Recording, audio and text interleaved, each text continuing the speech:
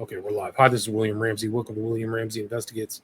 On today's show, I have a very special guest. His name is Tanner F. Boyle. He published a fascinating book back in 2020. The title of the book is The Fortean Influence on Science Fiction, Charles Fort and the Evolution of the Genre. So I'm delighted to have him on the show because this is a person who I think is very important, who passed away, I think, in the 30s, but his influence is really immense on the modern culture. And some of these people that you see on big podcasts or shows, or even on kind of paranormal radio, I think you can trace a line back to Charles Fort. But Tanner traces the line of Charles Fort's influence through science fiction, or SF. You can shorten that to an acronym, SF, through a lot of characters that I have, or individuals that I have researched independently. Arthur C. Clarke, Robert Anton Wilson. I did a show about Robert Heinlein, Stranger in a Strange Land. And so there's a lot of really interesting characters in this book. And the primary character is a guy by the name of Charles Boyle Fort. But Tanner can talk more about that. So Tanner F. Boyle, welcome to the show. Thanks for having me on. I'm excited to be here. Excellent. So for people who may not have heard your name or this book, can you kind of talk about your background, what led you to put together this material and then publish this title, The Fortean Influence on Science Fiction? So yeah, I was a English major in college, and this book actually comes out of a undergraduate thesis, and I just sort of expanded on it, turned it into a book. My background's in like cultural studies, things like that.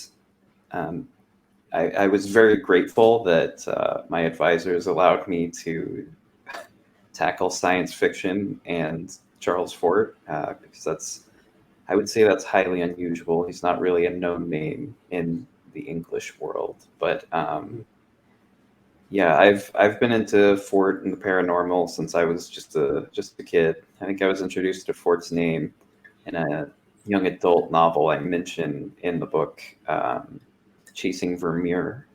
He's used as like a somewhat recurring plot device, his book Low. And from there, bought the books, been going through them pretty much ever since. And yeah, I wasn't really a science fiction fan until later on, but after taking a few courses in it, I realized, like Charles Fort wrote about all of this stuff. And digging a little further, you can see that influence is often just named directly. They'll name Forts. They'll be interested in Fortean phenomena, other connections to his work. So, yeah. And so, who was Charles Boyle Fort, and what were his books, and why is he an important kind of foundation for your book? So he was something of like a failed novelist, short story writer. His short stories were published because he had a good friend in Theodore Dreiser, the author of like Carrie and several like pretty important works in American literature in the early 1900s. And Fort eventually moved away from fiction, or kind of. Some people would consider the stuff he wound up with still fiction. But he published the Book of the Damned in, I think, 1919. I'm hoping I'm not getting that wrong, but published 4 books focused on like unusual phenomena reported in newspapers or scientific journals, and sort of makes the case that our understanding of the world isn't quite what the scientists of the time would consider it to be. He wanted to make clear that things weren't as like set in stone, and there was possibly something fantastic going on in the background. The main phenomena associated with him are things falling from the sky. So like, if you could put together a list of that, it'd be very long. It'd be like pebbles, frogs, rain. I said rain, right. But blood. Fish, right? All kinds of stuff, right? Yeah. It's kind of amazing how much just junk is falling from the sky. But Yeah, he wrote 4 books. The first was The Book of the Damned, then New Lands, then Low, and Wild Talents was his last book. And he sort of covers just like the full spectrum of what would become like classic paranormal topics. There's even like early UFO stuff, spontaneous human combustion, mysterious disappearances, psychic powers, just like you name it, and it's in there. Right. So he was like amassing all of these stories, all of these strange stories from newspapers, and really was kind of an encyclopedia of those stories, right? His book. Yeah, yeah. He'd write things down on little note cards and stuff them in like a big drawer desk he had. um, and I think those are all like lost in a fire, which makes me sad, because those would be fascinating to see. He spent a lot of time in the New York Public Library just going through their collections. Spent some time in London doing the same thing, um, just like scanning countless volumes of newspapers and scientific journals, just looking for something anomalous. And when you put them all together like he did, it does paint a picture of the world that is like radically different from like the common understanding. Right. So he is not the harsh, the cold, objective scientist, right? So he's kind of he's willing to look at this unexplained phenomenon, right? Categorize it. Yeah, and he had a bit of a reputation as like a religious crank. I know there's some quote of his where he says like, uh, "I can't believe that they're criticizing me for going after science this much. It's not as if I'm trying to bring back Moses," I think is the quote. Oh, interesting. So he really wasn't like. I think he was mostly uninterested in any kind of dogma and the effect that it could have on like our perceptions of like events and our understanding of the world. He felt like dogmas could paint a unmovable picture that wasn't always the true thing. Right. So he's going against like the standard kind of milk toast grain. He included urban legends, I think, is an important part of the whole Fort influence too, leading up to today through the science fiction. But so many of these people are super influential. But he also influenced kind of the early pulp fiction, amazing stories, these kind of things where a lot of science fiction writers were publishing their work, right? Yes. So John W. Campbell, the astounding science fiction editor, uh, reviewed Fort's books pretty early on, um, and he noted them as like an excellent source book for sci-fi authors for ideas. And then later on, Amazing Stories, separate magazine, just to kind of show like how it was in like almost every pulp science fiction novel of the time. There's Fortean tracks throughout. Amazing Stories would republish Low as a serialized feature, in the Low 30s. was one of his books, right? LO Yeah, exclamation mark, right? That's the title. yeah. It always feels weird to say that because Yeah, it's it does. Because yeah, you think LO, in my mind, I'm thinking LOW, but it's like lo and behold almost. yeah. Um, but yeah, and I think the influence can become apparent when you realize just like how many science fiction authors of like the 40s, 50s, 60s, and 70s were reading these pulp science fiction magazines while Fort was being reprinted, while he was being suggested as an excellent source book. And I think that that's largely where a lot of the influence comes from. But even like H.P. Lovecraft was aware of Fort contemporary to his time, and mentions Fort in a few fragments. His whole style is kind of like Fort's, where he he's writing as if he's trying to pull a incredible hoax, I think is how he describes it at times. But uh, And But it's yeah, also that feel that the world is much different. It's a much different universe than this kind of sterile world, right? Isn't that kind of H.P. Lovecraft's? Is there something behind, something sinister behind behind our reality? yeah, and I think Lovecraft also is critical of like an over reliance on science as a means to understanding the world better. Because usually these scientific endeavors backfire horribly. Right. Sounds very current. Also, like I think Hubbard was publishing in Amazing Stories. You have a whole section on Heinlein, right? Yeah, So these guys are all in that post after Fort passes away. They're right there in that very influential time, this foundational time of this uh, genre that didn't have a lot of respect right at that time. Would you agree with that?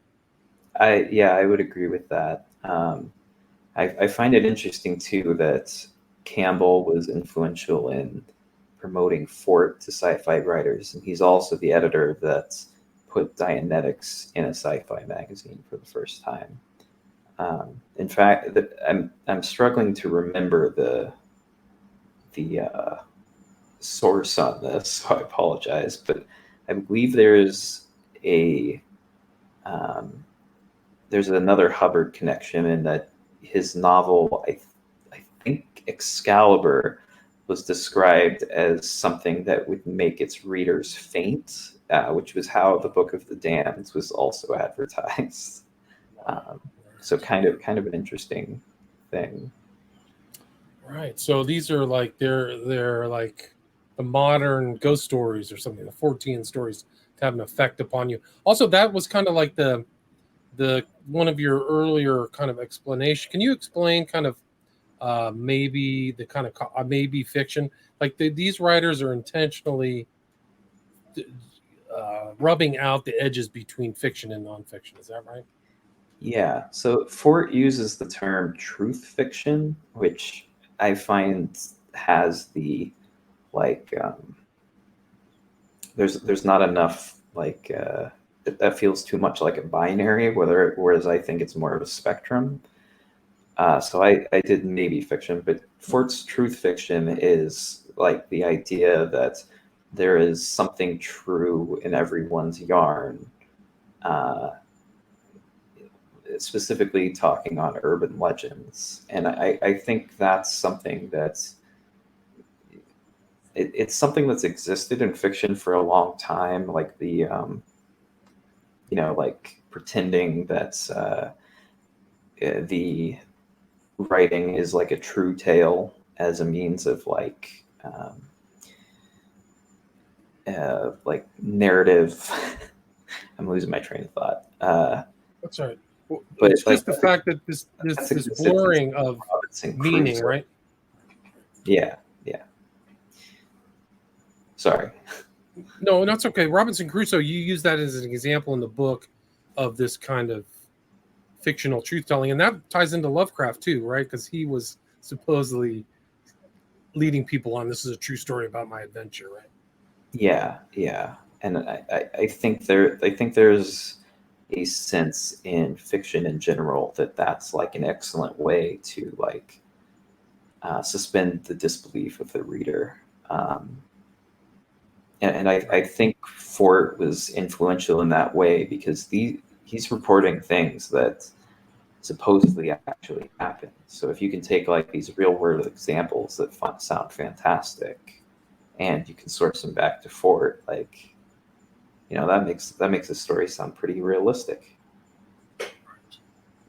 Right, and you trace that kind of style through Blair Witch Project, one of those hugely influential films, the Montauk Project, Mothman Prophecy. So these are all 14 stories, modern 14 stories, right? Yeah, I think there's something to be said for how influential Fort was on like that whole movement of like paranormal journalism, like trying to expand the boundaries of science. I also have a section where I kind of talk about how many of these like later Fortean authors were also interested in science fiction, like Keel had a sci-fi newsletter. Valet has written a few science fiction novels. There's a real overlap there. They're constantly talking with one another, even though they kind of remain separate. It is interesting. And now you mentioned that for Whitley Strieber, right?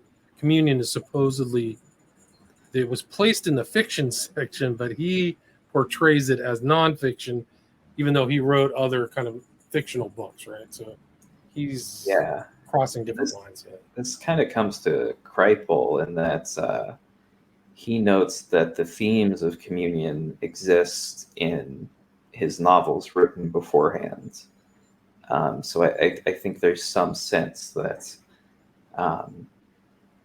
it's like an interesting case of, well, was that the experience influencing his fiction subconsciously, or is his fiction influencing how his experience is perceived? That kind of thing. Right. And I don't think there's ever a super clear answer. Right, it's fuzzy. Like I think they intentionally like fuzzed out those borders, like those mental borders and terms. And you also play off the term maybe fiction with high weirdness from Eric Davis. Those kind of overlap too. So it's even Forteanism or Fortean influenced science fiction, there's a lot of high weirdness in that, right? Oh yeah. I think the best example, if anyone's interested in picking up some pulp fiction, is Eric Frank Russell's Sinister Barrier, because it uses, like, I've tried to track down all of the sources of like the Fortean claims in it. It'll use like some real newspaper things to support the fictional plots, but it'll also invent a few. Just very interesting. It's like explicitly inspired by Fort, and sort of bouncing off of his claim that we might be property of something else that's dropping things on us from time to time. Right. So he's actually kind of, that's the theme that goes through a lot of these science fiction and Strieber, right? Is that we're being influenced or farmed or something like that, right? Even Clark too, right? Yeah. I've noticed there's Clark especially is very like aware of how the abduction phenomenon works, which I kind of found interesting in hindsight. Because I expected him to be like a staunch scientific realist kind of guy, but I think earlier on in his career he was way more interested in like in Childhood's End, they use a Ouija board, and the aliens are like, well, they're on the right path, but they're not using it correctly, which I find just like an insane thing to add to that novel. Yeah, it's remarkable. And the head demon looks like a demon, right? There's like weird occult stuff in there. And that's kind of part of the Fortean experience too, is the influence of esotericism and occultism as well, going through a lot of these guys' experiences, right? Yeah, 100%. So a lot of the writers would have been knowledgeable of Fort. A few took place in Fortean organizations, like Heinlein supposedly did, but I can't find evidence explicitly that he was in the International Fortean Organization. He was at least in Edgar Mitchell's Institute of Noetic Sciences. Dick apparently showed up at a lot of Fortean conferences where he talked to authors, because I can at least find evidence that they talk to each other. And you talked to his wife, right? His wife said that he mentioned Fort, right? Yeah, Tessa Dick kindly answered some questions I had about Philip K. Dick's interest in Fort. And she remembered him telling a story of Fort throwing out all of his notes, which I found that remarkable, because that means not only had he read Fort, but he knew like the history, like his biography. So that illustrates like a pretty insane interest. He's only mentioned by name in one short story, but I think Fort's like blueprints are all over Philip K. Dick. I think so too. I think he's over Arthur C. Clarke. Like he was a very much, like you say, a very standard scientific intellectual, but his whole mysterious universe is Forteanism, right? It's Oh, yeah. secret archaeology and events and things like that. Yeah, I grew up and on that he mysterious sort of universe. takes the skeptic position, but I think it's always clear that he's very interested in it, which I think is a fine position to take. Sort of like humoring the idea for a bit. I can respect that more than just like straight up debunking, I guess. Right. And so, yeah, and there's a lot of, so you go into detail about Clark, Dick, Heinlein, but there's like, we talked about some of this other, there were other guys that kind of were in between Edmund Hamilton and Frank Herbert. Can you talk about some of those early people who corresponded with Fort? Yeah, so Edmund Hamilton was actually in the uh, earliest Fortean society, corresponded with Fort regularly, um, and I think that's where the quote about him setting to bring back Moses comes from.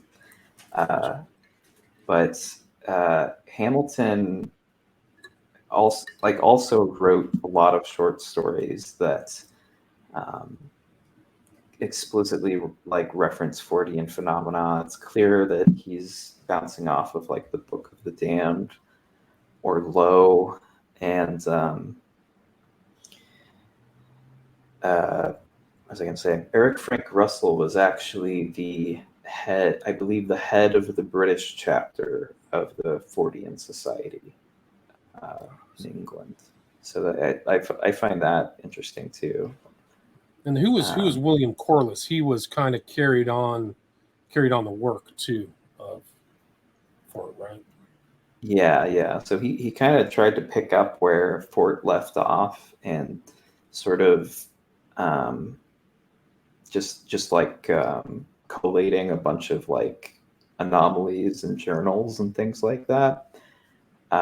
He doesn't have quite the eccentric writing style that Fort does, but I think it's a respectable attempt to continue the work.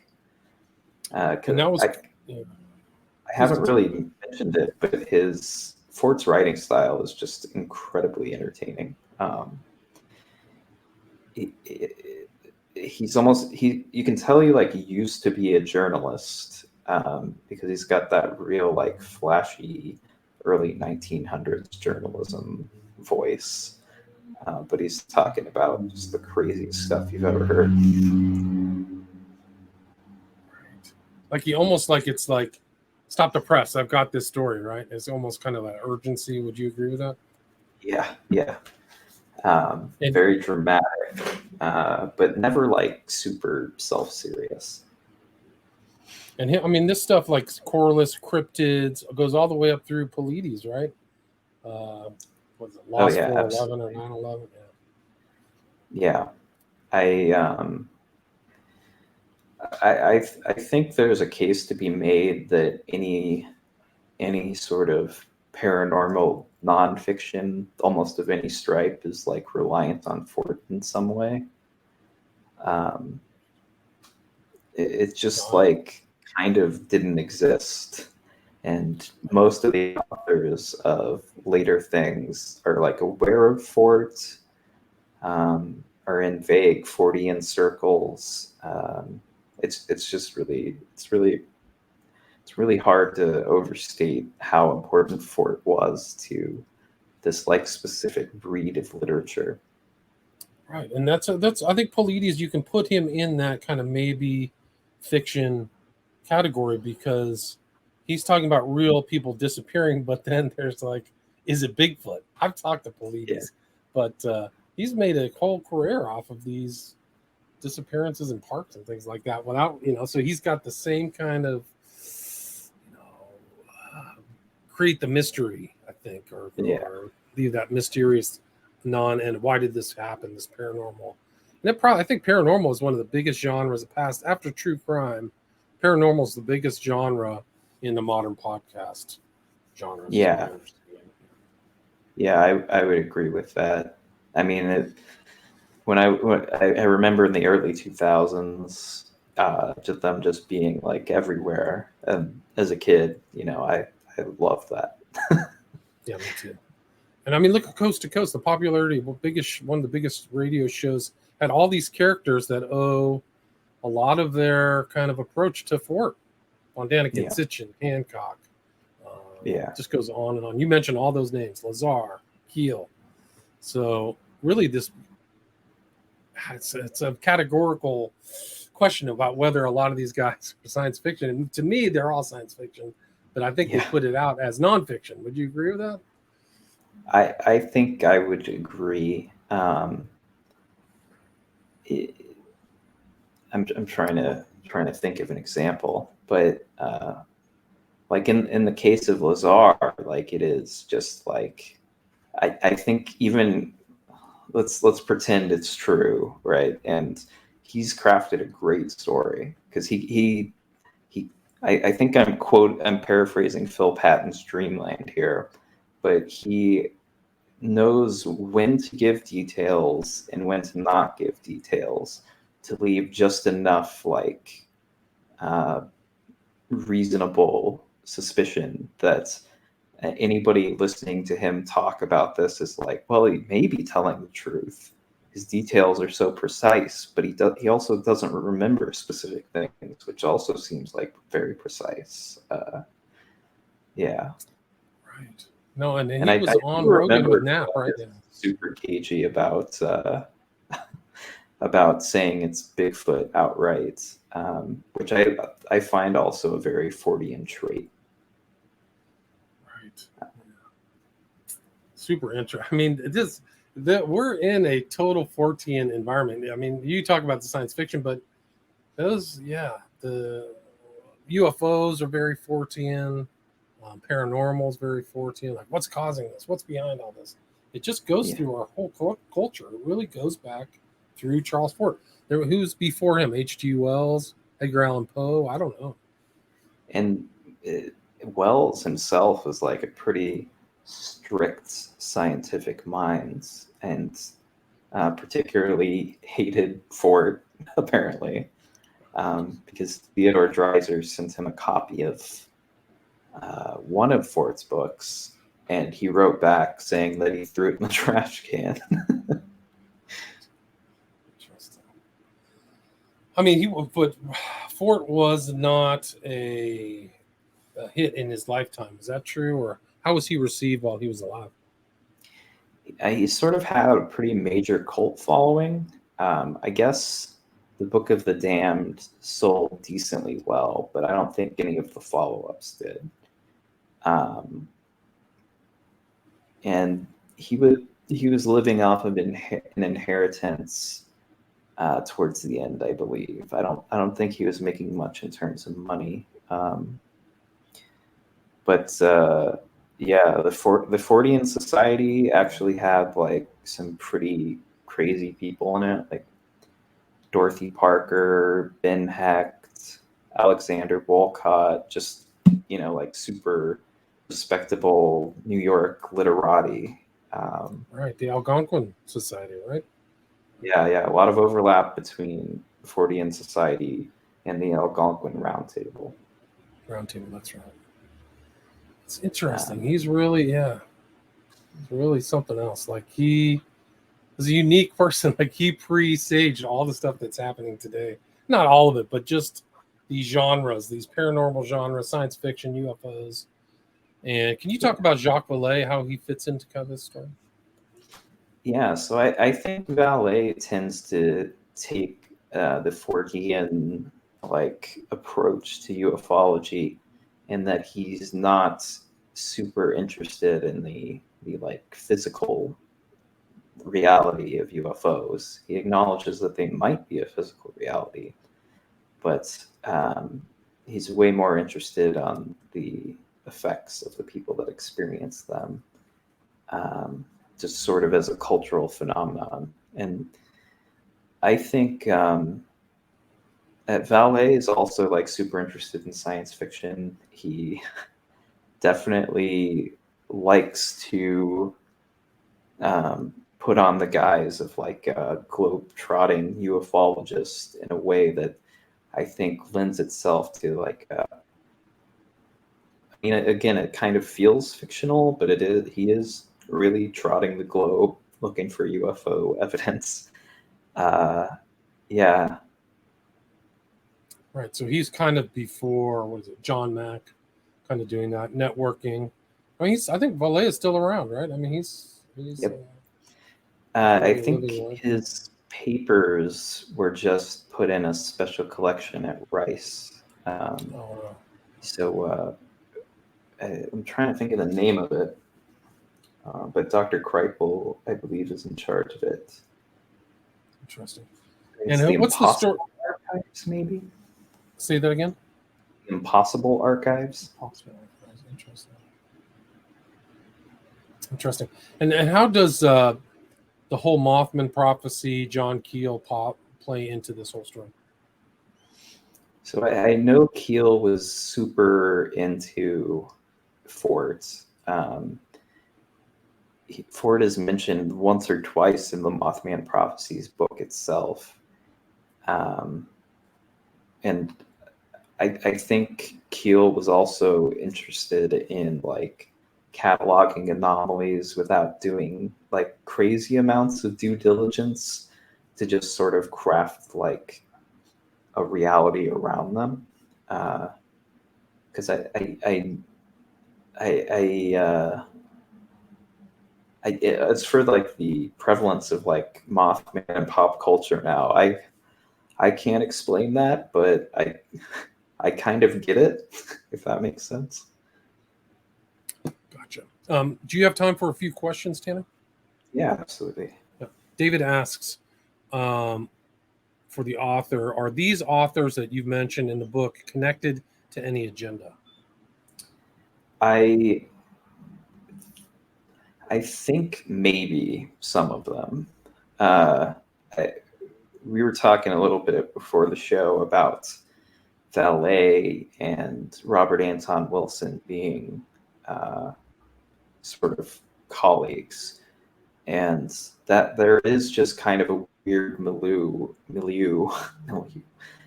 around some of these authors. I won't go as far as to say like all of them are, but there's definitely some weird pockets in there where there's something deeper. Because like once you get into Robert Anton Wilson, you get into Discordianism and Operation. Can I curse on here? Mind F.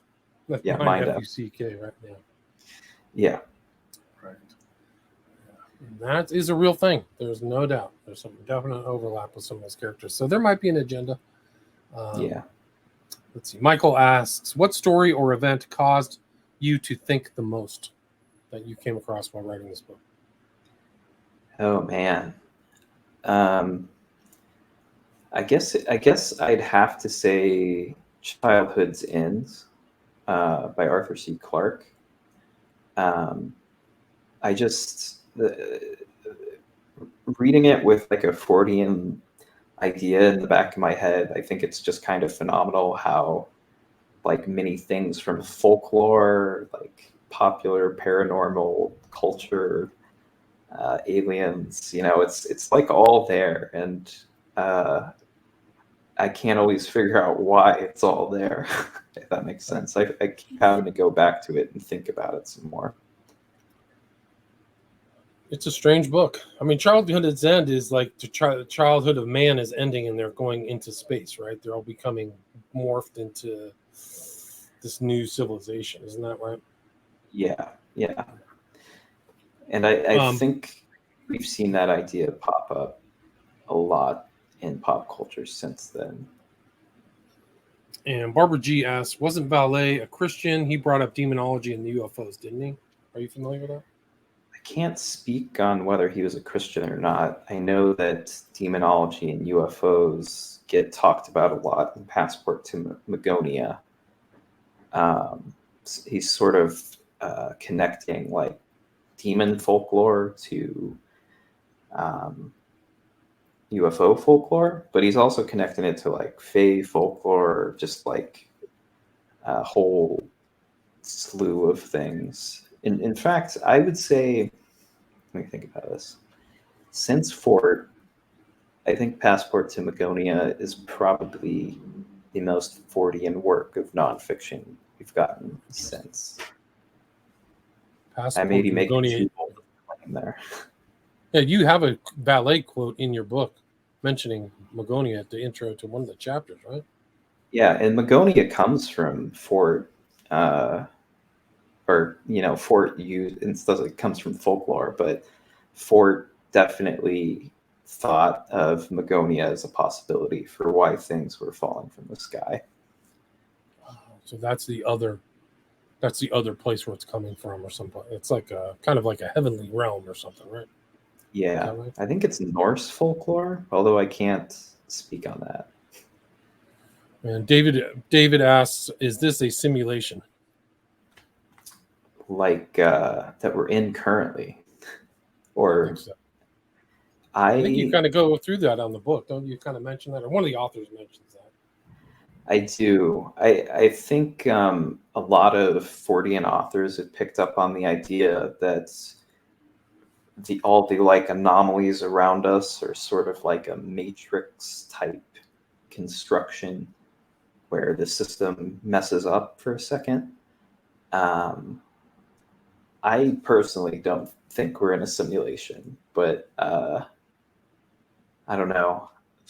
That's a whole other can of worms. Yeah, we could do a whole show on that. Think, I think I'm skeptical of the way that's been pushed in pop culture.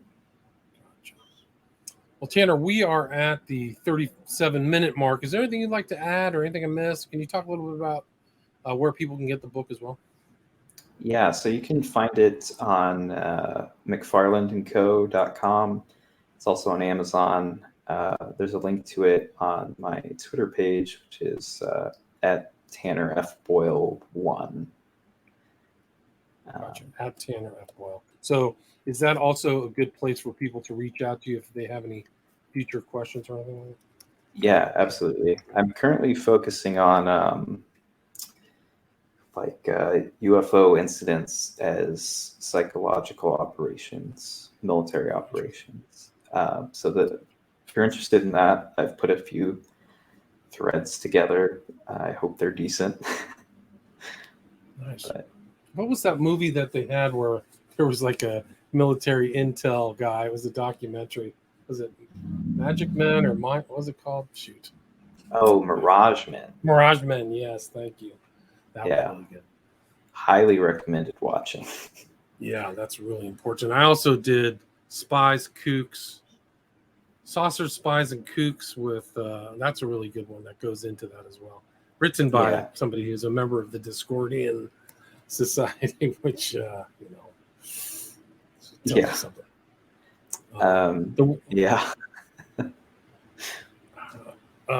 Anyway, great interview, really informative. Loved reading through the book. I mean, it just really opens up to how influential this Fortean current environment is to modern cultures, particularly science fiction, like you cover, but in different mediums as well, not just books. I mean, that's kind of what you get away with. At least that's what I took away from it. So, Tanner F. Boyle, title of the book again is The Fortean Influence on Science Fiction, Charles Fort and the Evolution of the Genre. And the author again is Tanner F. Boyle. Thanks so much for your time. Yeah, thanks again for having me on. This was really fun. Cool. Awesome. Stay there.